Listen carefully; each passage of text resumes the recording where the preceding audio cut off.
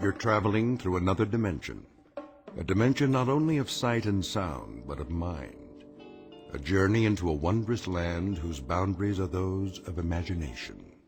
Your next stop, the Twilight Zone.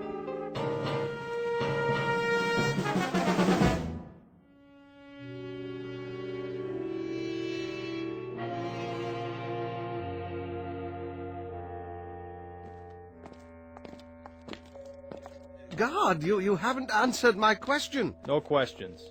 But it's a simple one, a very simple one. Where are you taking me? You'll find out. You come before dawn with no arrest warrant? We don't need a warrant. But of course you do. Not for a hearing.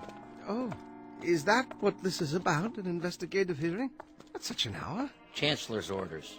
You mean the Chancellor himself wants to see me? Why on earth? Inside. Is this the Chancellor's office? Inside.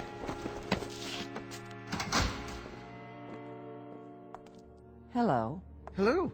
Oh, you'll forgive me, but it's so dark in here, my eyes. There's a bench along the wall. Why don't you sit down? And you are? Mary Lampert. Wordsworth. Lampert. You work in the Central Registry? I don't work anywhere at all now, but it wasn't in the registry. I was an English teacher. Oh, yes. Yes, you requested some books from me last semester.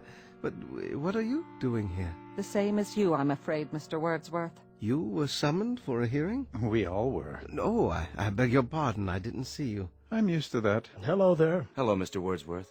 You're teachers, too? Something even less useful. A poet. A published poet? A few small press volumes. Oh, we have a lot of those in the stacks. Quite a number, actually. Your name? John Brodsky. Yes, let me see. The Fire Inside and Other Poems? You're the only person outside of a few friends who's ever heard of it. Oh, no, you were very well reviewed. The Mid-Atlantic Prize, wasn't it? It was, but they don't exist anymore. And the rest of you, I don't mean to be rude. After a certain age, the eyes just don't adjust very quickly, even with glasses. Jack Cameron. I taught philosophy at the university. How do you do? John Alpert, from the Theology Department. Another lost cause. Oh, no, don't say that. Vital subjects all in a liberal arts education. I'm sure you're here for some sort of a reassignment. Put out to pasture is more like it. They're closing the humanities wing. Are you sure? It's already done. The Chancellor signed it into law yesterday.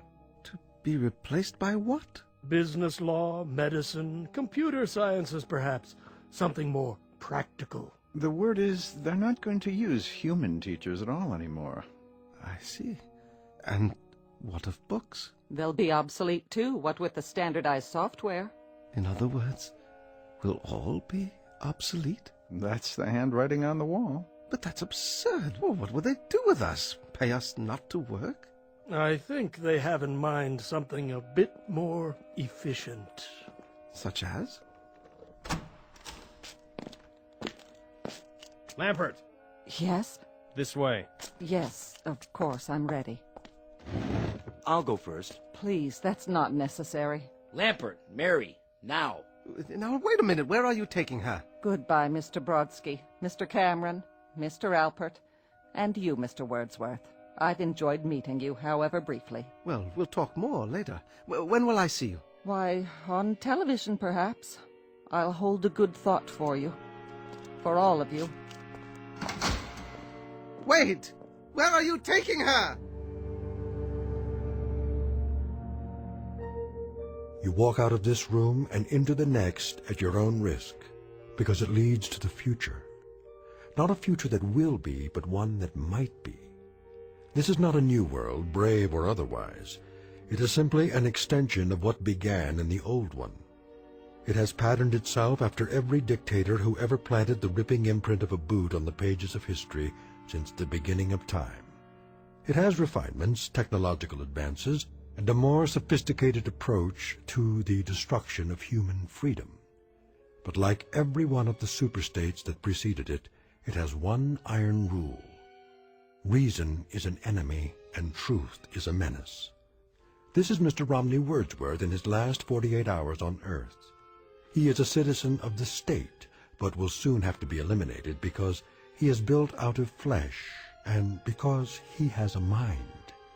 Mr. Romney Wordsworth, who very shortly will draw his last breath in the Twilight Zone.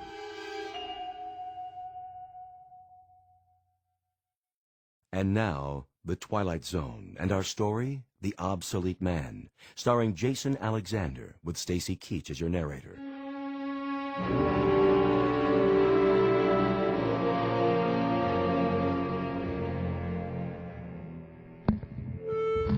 Who's next? Wordsworth, Romney.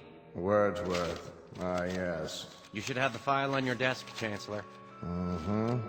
Field investigation finding. Obsolescence. Yes. Agreed. Correct. Send him in. Yes, sir. Guards! This way. Thank you, You may approach the desk. if you like. You know why you're here, Mr. Wordsworth? Not entirely, no. Ask him to speak up. I'd ask you to speak up, if you will.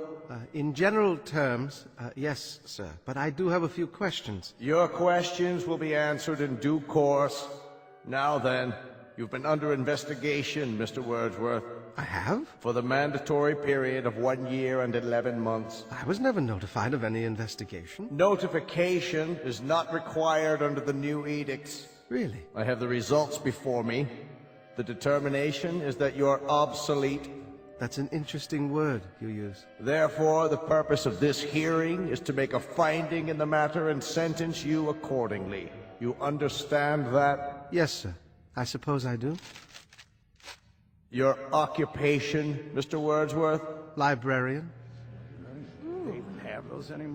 A what? A librarian, sir. Has this man had counsel? Yes, sir, he has. Are you sure he knows his rights? He's been given orientation, sir. I'm told that you've had counsel and been given orientation, Mr. Wordsworth. Well, in a manner of speaking. Just prior to entering this room, I did have a brief conversation with someone or other. He was wearing a uniform, very much like your own. That would be one of the subalterns. So you've been instructed. However, I'm still not sure in my own mind that you understand the purpose of this hearing. I'm doing my best, sir. The field investigators in your sector have classified you as obsolete. This finding carries with it serious implications, legally speaking. Do you understand that, Mr. Wordsworth? Serious implications, yes. Now I ask you again, your occupation? I am a librarian. I could lie to you and say curator of records or historian or data manager, but that's my occupation, my profession. It's an honorable tradition. If you people choose to call it obsolete... Ask him to clarify. Yes, clarify. Request clarification of the term. The term, Mr. Wordsworth, you people, you make reference to the state, I make reference to the state. and you persist in declaring your occupation as being that of a librarian. That is correct, sir. A librarian having to do with books. Yes, sir. Books of all types and description. Since there are no more books, Mr. Wordsworth, there is scant need for libraries. Oh, but there are books. Some going back decades, even centuries. The older ones are in constant need of repair. Even the newer ones require preservation. Well, do you know that books printed on paper containing wood pulp are in danger of deterioration? A kind of oxidation or slow burning, you might say, if their so much is stored on wooden shelves. Not to mention the effects of light and moisture. Please, Mr. Wordsworth. No, the only safe method is to keep them in metal cabinets, in absolute darkness, if possible, in a temperature-controlled environment. Of course, rag or hemp paper doesn't deteriorate at the same rate. That's why some ancient volumes are unyellowed and still quite usable. What sort of books are you talking about? Oh, anything printed before the 19th century. The older, the better. The Gutenberg Bible is a famous example.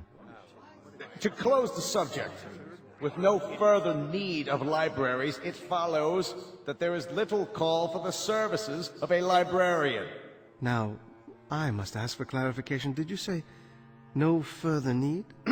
Case in point, a priest or minister, he would claim that his function is preaching the word of God. But of course, since the state has proven that there is no God, that would make the function of such a person somewhat academic as well. Academic? Meaning theoretical, without practical function. But there is a God. You're in error, Mr. Wordsworth. There is no God. You know that? The state has established it. Established it? How? By scientific proof, or the lack thereof. You cannot erase God with an edict. This is not a debate. It's not a matter of laws and proclamations. You are obsolete, Mr. Wordsworth. A lie. No man is obsolete. You have no function. You are an anachronism, a ghost from another time. I'm nothing more than a reminder to you that the state can't destroy words and the concepts they represent by burning pages. You're a bug, Mr. Wordsworth, a crawling insect, a bookworm, an ugly, misshapen little creature that has no purpose here. No meaning. I am a human being, as are you. A human being? Is that what you lay claim to? You're a librarian, Mr. Wordsworth. You're a dealer in books that no one reads, and 2-cent fines and pamphlets enclosed stacks in the musty insides of a language factory that spews out meaningless words on an obscure assembly line called the printing press, whose time has long passed. Words, Mr. Wordsworth, that have no substance and no dimension. Like air, like the wind, like a vacuum that you make believe has an existence by scribbling index numbers on little cards. I don't care what you say. Don't approach the bench until you're told to. And I tell you I don't care. I'm a human being. I exist. And if I speak one thought aloud or in writing, that thought lives even after I'm shoveled into a grave. This I know beyond the shadow of a doubt. Delusions, Mr. Wordsworth. Delusions that you inject into your veins using a needle filled with printer's ink. The narcotic you call literature, the Bible, poetry, essays, all of it, just an opiate to make you think you have strength when you have no strength at all. You're unfit. You have nothing but spindly limbs and a dream, and the state has no use for your kind. You waste our time, Mr. Wordsworth, and you're not worth the waste. Let's end this. Now then. You've made your point. Instruct him. Romney Wordsworth, you will return to detention. Is that where I was? What a polite euphemism. Cell is more like it. To await the finding of this board. Very well. This way. One more question. What happened to Miss Lampert? Who? The school teacher.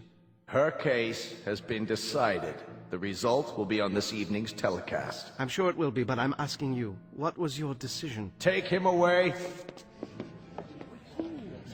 Heretic. Obsolete. No function. No function at all.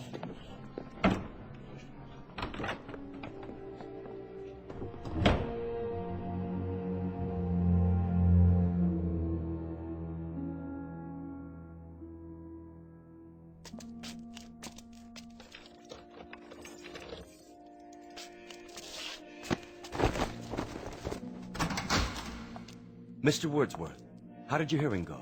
Well, I'm not honestly sure, but I have a pretty good idea. At least it hasn't been decided yet. Oh, no, not yet, but I don't think it will take them very long. Ambiguity, the devil's playground, and my stock in trade. Miss Lampert hasn't come back yet. That means her case has already been decided. That's what they said. Where would they take her in that case? Back to her living quarters, I imagine, to await the carrying out of the sentence. As for myself, I'd rather carry it out alone. Not thinking about hemlock, are you? Don't tell me you are. That's not what they use nowadays. Too hard to measure the dosage. Get me a bottle of good scotch. I'd like to go out on a bender.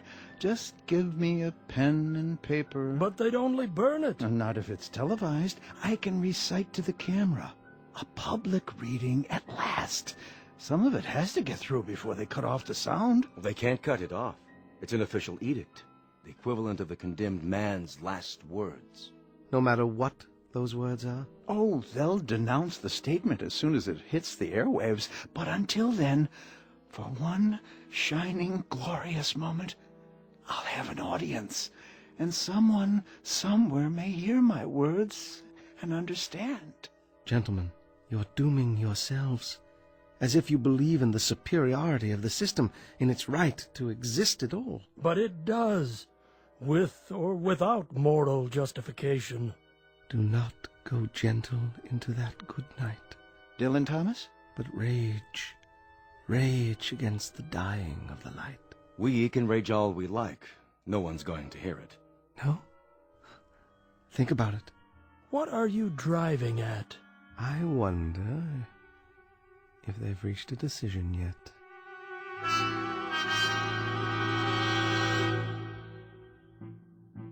How do you find, gentlemen? Obsolete! Obsolete! Obsolete! Obsolete! Obsolete. I concur. In the matter of Wordsworth Romney, the board has made a finding. Bring him before me so I can pronounce sentence. Escort him from the detention room. Right away.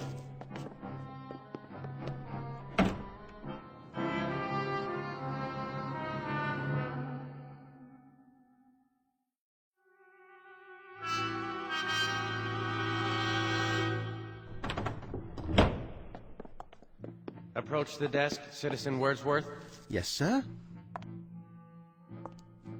In the matter of your finding, the board declares you obsolete.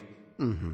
Your rights are as follows. A comment, Chancellor. The lights, it's my eyes. Can some of the lights be directed at the desk so that I can see who I'm addressing? Your rights are as follows, Mr. Wordsworth. You are to be liquidated within a period of 48 hours. They still use that word? Liquidated? But you have an option as to method and precise time. Could you be more specific? There are several prescribed methods, Mr. Wordsworth, including pills, gas, electrocution, lethal injection, that can be done immediately, or an hour from now, or any other time that you request. Are there any other options?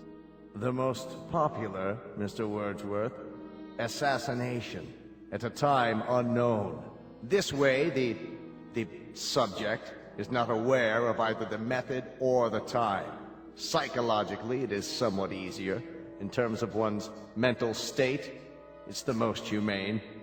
Then I'd have to say, I'm a very rich man. Louder, please, and step into the light. I was merely saying, I'm a rich man. I have such a luxury of choices. A few lines come to mind, perhaps you'll indulge me. Cowards die many times before their deaths.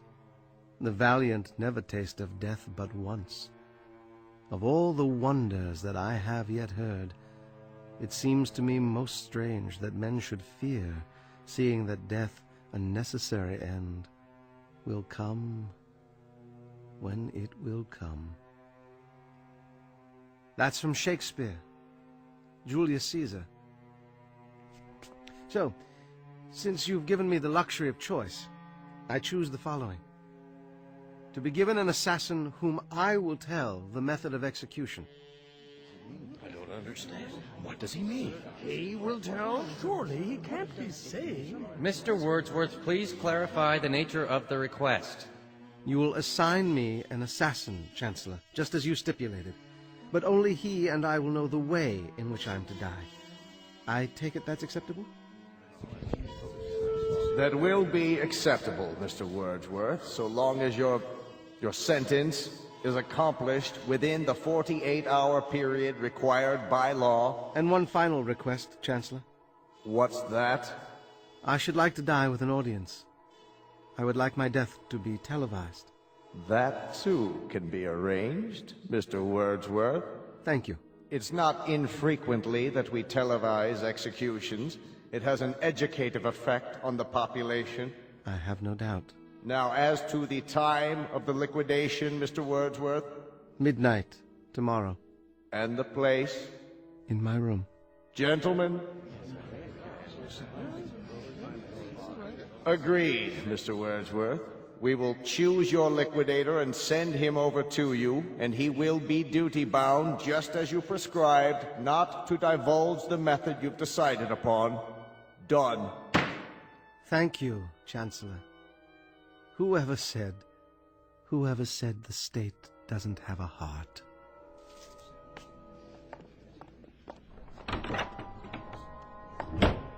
An odd one.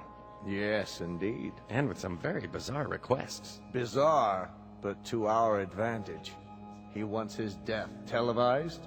All right, we'll oblige him. By midnight tomorrow, he'll be crawling up the walls with fear. And we'll televise every moment of it.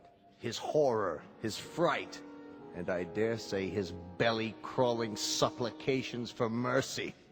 What an example. We'll televise it, gentlemen, all over the country. We'll show the people.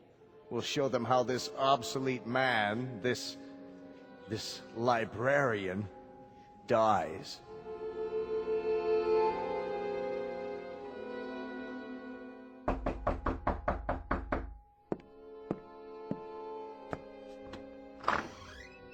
Yes, Wordsworth Romney? I am. I'm here to install a television camera. Oh, yes. Come in. Come in. Bring the equipment in, please, guard. Then wait outside. Yes, sir. I'll call you when I'm finished. Very good, sir. I'll be in the hall. Forgive the close quarters. A librarian can't afford more than a studio apartment these days. Librarian, sir? Never mind. Would you care for some tea? No, thanks. I'm on a schedule. Oh, of course, yes. Other installations. Alpert, is that one? How about Cameron? And the other, what was his name? Brodsky, the poet. I don't know. The guard has the manifest. Oh, yes, I see. Is this all the equipment you need? It's not very much. It doesn't need to be. It's miniaturized. See, all I do is mount this lens on the wall in the corner, and that's it. As long as it gets a wide angle of the whole room. Impressive, I must say. And what about sound? Sir? There'll be a microphone, won't there? Built right in. Full frequency. Broadcast quality. Splendid. Well, don't let me get in your way. Do whatever you have to do. Good idea. Not a lot of time left. Oh, a couple of hours more? I mean, you probably want some time to yourself for whatever. Yes. I'll be out of here in 20 minutes. Wonderful. I mean, very professional of you. Do you happen to know what happened to the school teacher? School teacher? A friend of yours? Not really. I hardly knew her. Not on my list. Oh. You ought to turn on the TV. That'll tell you. Why didn't I think of that? You know, I spend every evening reading. These things are your books, huh? You mean you haven't seen any before? I remember when I was a kid. They had pictures in them. Oh, they have much more than that. And with my collection grown so large, there hasn't been time for television in years. Even the state broadcasts? The state broadcast? Oh, you mean the chancellor's speeches and so forth? And on the domestic front, the economy is on an upswing. With unemployment virtually nil, corporations are tightening their belts in preparation for higher productivity next quarter when the trade deficit reaches zero. The government is purging thousands of obsolete personnel with tens of thousands to go before year's end. Did he say tens of thousands? One example is Miss Mary Lamport, who was terminated early this evening. For those who missed the live broadcast, here is her final statement. I'd like to quote Saint Exupéry. What is essential is invisible to the eye. And it was a Welshman named Dylan Thomas who wrote of the force that through the green fuse drives. Well, I've spent my best years nurturing that life force, helping it break through the concrete and steel that seal us away. And I now know that there is no force in the universe that can crush. That's the drugs kicking in. Drugs? Her choice. She wanted to go out painless. They gave her an injection. Sure kept talking for a while, though, didn't she? All those words. She almost made it. Made what? I've seen enough. Go on with your work. I don't mean to distract you. All done? Surely not. There. Go ahead, turn your TV back on. See? There's you. There's me. You're right. Isn't that amazing? Sharp and clear for all the world to see. Fiber optics. Some picture, huh? Yes. I don't know how to thank you. What's the cost? No charge. A tip, then. Consider it a kind of bonus. One of my books, perhaps. No, thanks. You can take your pick. Any one at all. They'll only be burned afterwards. I don't have time to read. Thanks anyway. Guard. Trouble? No trouble. I'm finished is all. Let's go. Take it easy, Mr. Wordsworth. Don't fight it, okay? I'll do my best. It'll be easier that way. Well, nothing left to do but wait. 1 hour and 15 minutes. I'll set the clock, then lie down, and wait. It won't be long now.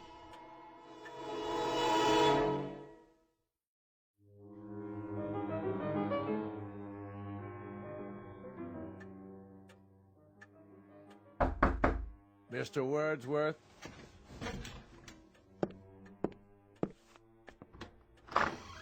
Come in, Chancellor.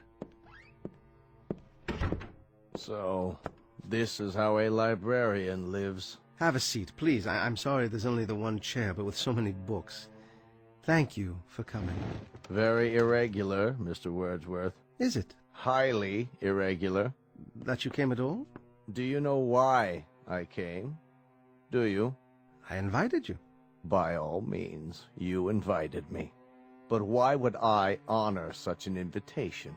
A cryptic note from a condemned man asking me to visit him during the last hour of his life.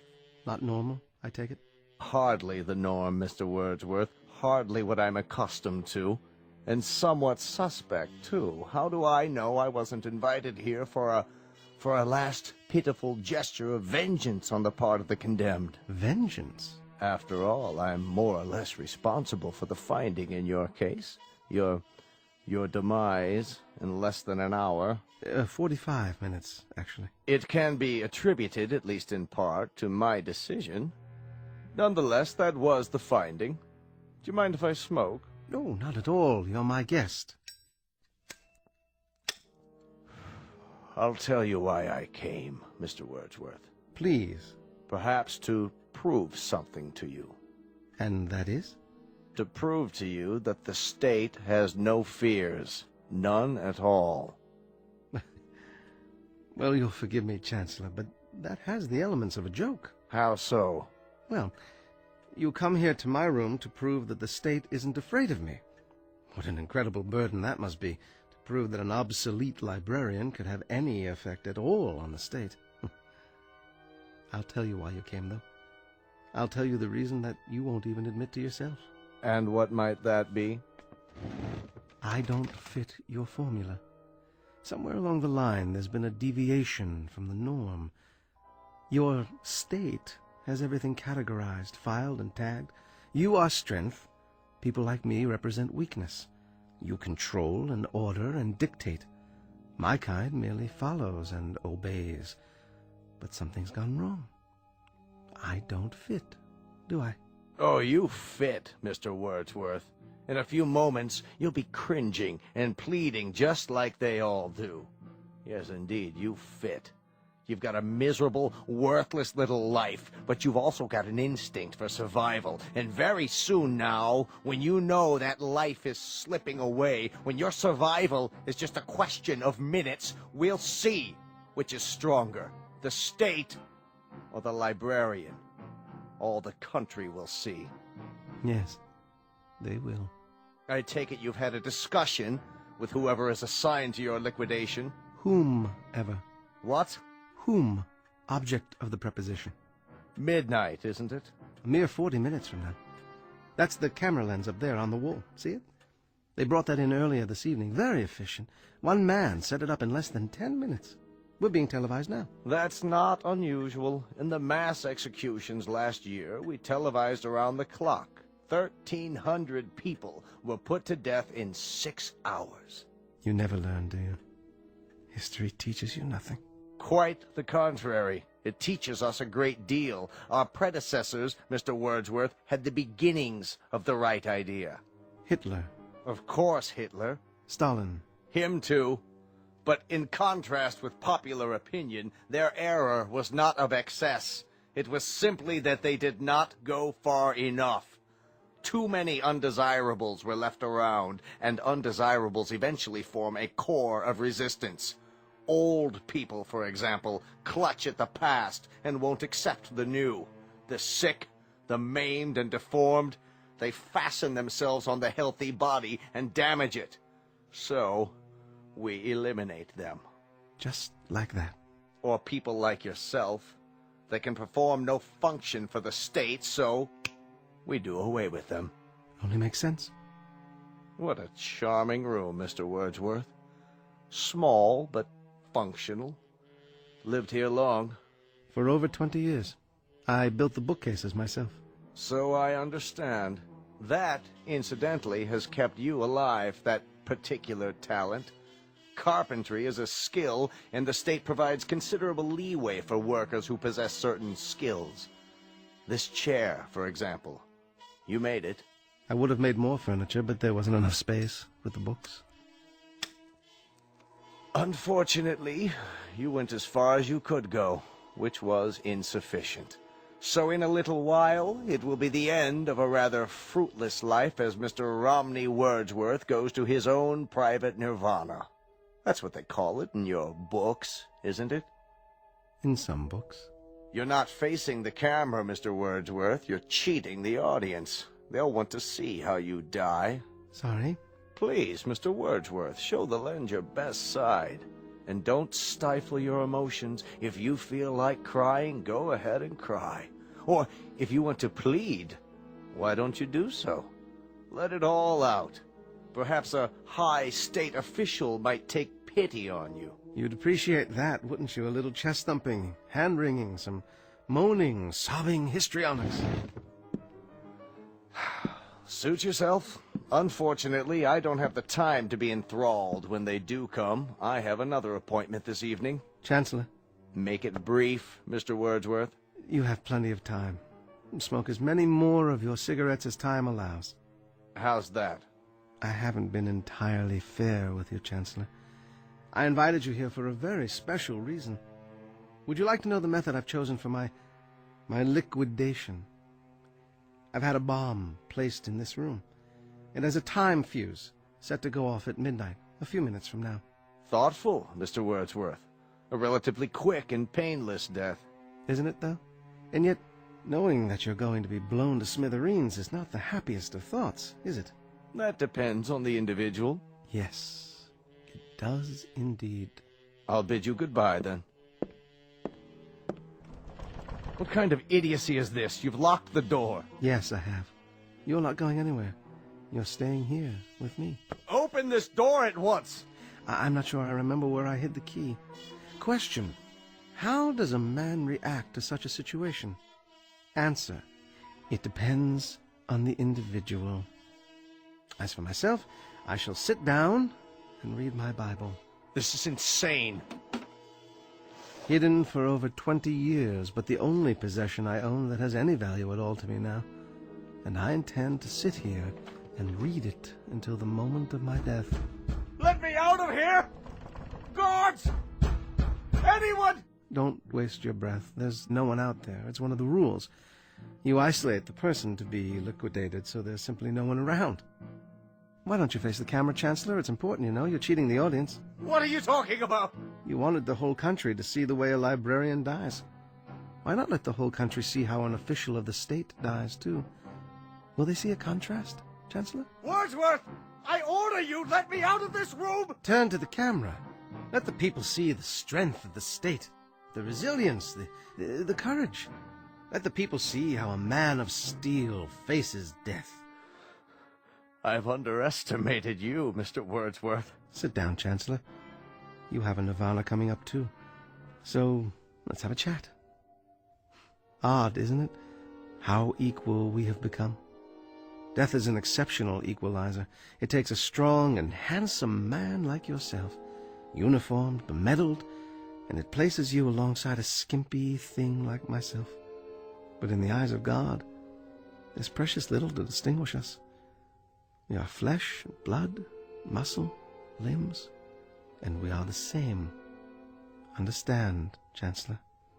We are the same. We are not the same. A man of the state dies with dignity. We shall see. That is, they will see.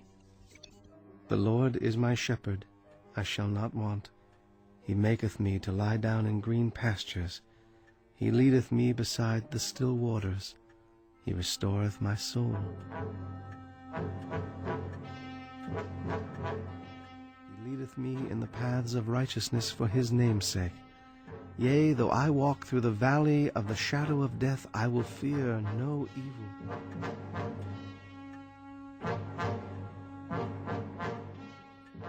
Thou art with me. Thy rod and thy staff, they comfort me. Thou preparest a table for me in the presence of mine enemies. Thou anointest my head with oil. My cup runneth over. Surely goodness and mercy shall follow me all the days of my life, and I will dwell in the house of the Lord forever. Please! Please! There's only 1 minute left! Let me out! In the name of God, let me out! Yes, Chancellor. In the name of God, I will let you out. Here's the key. Goodbye, Chancellor.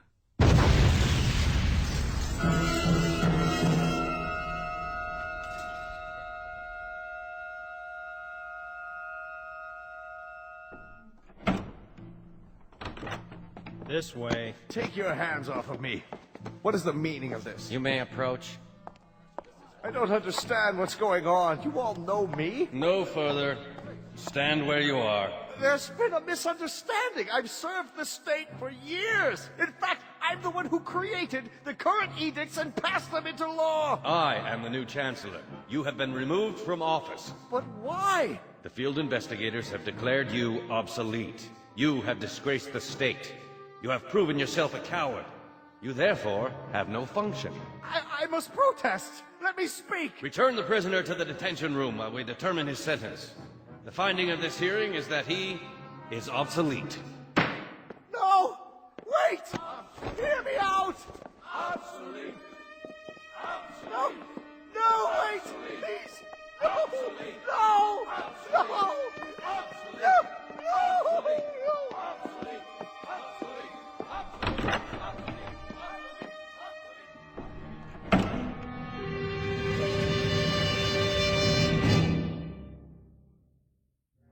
The time is the future.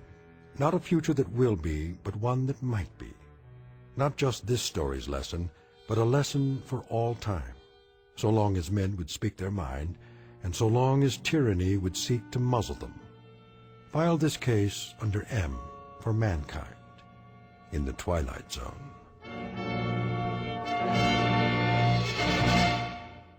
More from the Twilight Zone after this. You are about to enter another dimension. A dimension not only of sight and sound, but of mind. A journey into a wondrous land of imagination. Next stop, the Twilight Zone. Hi, this is Stacy Keach. I'd like to take a moment to tell you about our Twilight Zone website at twilightzoneradio.com. At twilightzoneradio.com, you'll find the latest information on these Twilight Zone radio dramas, including behind-the-scenes photographs, plus the newest product releases, trivia contests, ways to contact us, other Twilight Zone-related info and merchandise, plus links to other fascinating websites. So make your next stop twilightzoneradio.com. Visit twilightzoneradio.com to purchase these Twilight Zone radio dramas on cassette and CD, or call toll-free 1-866-989-ZONE. That's 1-866-989-9663.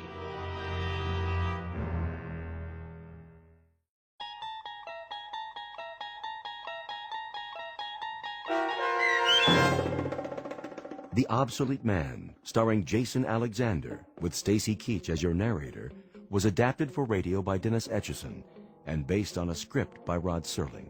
Heard in the cast were Christian Stolte, Joe Forbrick, Meg Thalkin, Rick Plastina, Doug James, Rob Riley, Lynn Foley, Carl Amari, Roger Wolski, and Vince Amari. To learn more about the Twilight Zone radio dramas and to obtain audio cassettes and CDs of these programs, visit our website at twilightzoneradio.com. The producers of The Twilight Zone wish to thank CBS Enterprises, Carol Serling, Dennis Etchison, Dick Brescia Associates, Claire Simon Casting, Paul Patch, Terry Jennings, the American Forces Radio and Television Service, our sponsors, and our radio affiliates for helping make this series possible. This copyrighted radio series is produced and directed by Carl Amari and Roger Wolski for Falcon Picture Group. Doug James speaking.